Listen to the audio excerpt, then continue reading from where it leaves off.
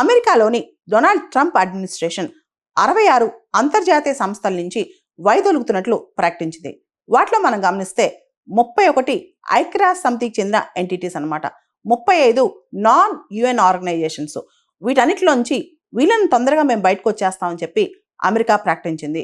ముఖ్యంగా మనం చెప్పాలంటే UNFCCC, United nations framework convention on climate change ఏదైతే ఉందో, ఏదైతే వాతావరణ మార్పుకు సంబంధించి చర్యలు తీసుకుంటుందో, గ్లోబల్ వార్మింగ్ సంబంధించి అన్ని దేశాలు కొన్ని కట్టుబాట్లతో ఉండాలని చెప్తుందో, ఆ ఫ్రేమ్వర్క్ నుంచి అమెరికా వైదొలుగుతోంది. దాంతోపాటు జెండర్ ఈక్వాలిటీ, లింగ వివక్ష నిర్మూలించి జెండర్ ఈక్వాలిటీ తీసుకురావడం కోసం యుఎన్ ఉమెన్ పాటుపడుతుంది. దాని నుంచి కూడా బయటకు వచ్చేస్తా అని చెప్పిందనమాట.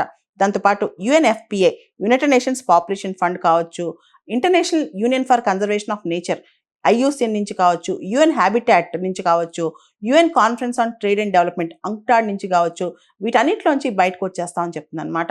ఇలా ఐక్యరాజ్య సమితికి చెందిన దాదాపు 31 సంస్థల నుంచి అమెరికా బయటకు వచ్చేస్తుందంట.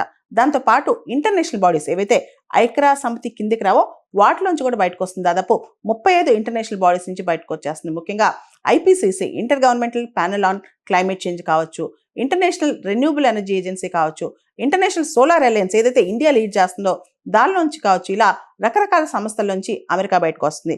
ఇవన్నీ కూడా అమెరికా జాతి ప్రయోజనాలకు వ్యతిరేకంగా ఉన్నాయని చెప్పి అమెరికా వాదిస్తోందనమాట.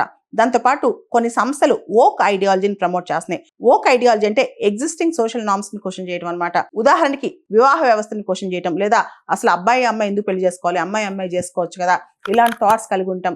లేకపోతే సమాజ మూలాలను ఈ ఓక్ ఐడియాలజీ ప్రశ్నిస్తుందని కూడా అమెరికా భావిస్తుంది అనమాట. సో కొన్ని సంస్థలు ఓక్ ఐడియాలజీని, డైవర్సిటీని ప్రమోట్ చేస్తున్నాయి కాబట్టి మాకు ఆ సంస్థలు వద్దు, వాటిలో మెంబర్షిప్ మాకు వద్దని చెప్పి కూడా అమెరికా భావిస్తుంది. ఇలా చాలా సంస్థల నుంచి అమెరికా ఇప్పుడు వైదొలుగుతోంది.